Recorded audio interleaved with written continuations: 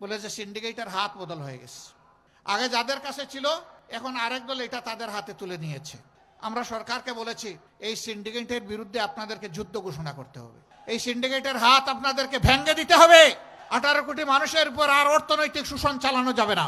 এই সিন্ডিকেটের বিরুদ্ধে আপনারা নামুন, আপনাদের সাথে 18 কোটি মানুষ নামবে ইনশাল্লাহ। কেন দ্রব্যের এত মূল্য? উৎসস্থলে তো এত দাম পায় না আমার কৃষক, অনেক জায়গায় তার উৎপাদিত মূল্যের উৎপাদন খরচটা পর্যন্ত পায় না, অনেকে হাহাকার করে। তার কারণ হলো ঘাটে ঘাটে চাঁদাবাজি। এই চাঁদাবাজি তো আগে ছিল, 5 আগস্টের পরে কুষ্টিয়ায় আর কোনো চাঁদাবাজি নাই। কুষ্টিয়া এখন চাঁদাবাজ মুক্ত, ঠিক আছে না? না, এখনো চাঁদাবাজি চলে। তাহলে এতগুলা মানুষের জীবনের প্রতি আমরা কি সম্মান দেখালাম? আপনারা কি আবার চাঁদাবাজি এই দেশে চলতে দিতে পারেন? আপনারা সমর্থন করেন? আগে দখলদারি ছিল, ফুটপাত থেকে শুরু করে সব কিছু দখলে চলে গেছিল। এখন তো আর দখলদার নাই, এখনো আছে। এই চাঁদাবাজি দখলদারি মুক্ত বাংলাদেশ আমরা গড়তে চাই।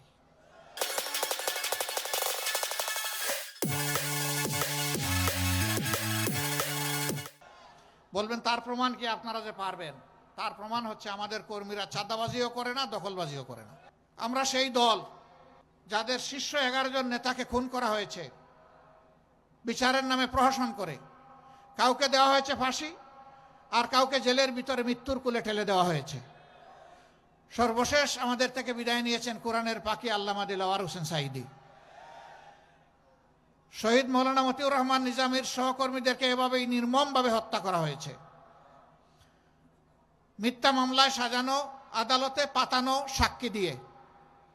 এখন মামলার বাদীরা এবং সাক্ষীরা বলছে যে যারা আমাদেরকে জোর করে সেদিন এই মামলা দায়ের করিয়েছিল এবং সাক্ষী দিয়েছিল, এখন তাদের বিরুদ্ধে আমরা মামলা করব।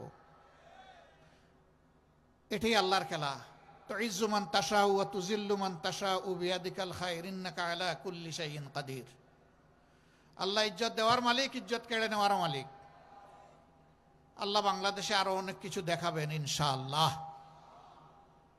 আমার সম্মানিত ভাইয়েরা, আমাদের এতগুলা সন্তান জীবন দেয়নি যে বাংলাদেশে এখনো চাঁদাবাজি চলবে, এতগুলা সন্তান জীবন দেয়নি যে এখনো দখলদারি চলবে, এতগুলা সন্তান জন্ম দেয়নি এখনো ভাগ বাটুরা করে সর্বত্র ঘুষ বাণিজ্য চলবে, এমনকি মামলা বাণিজ্যও চলবে।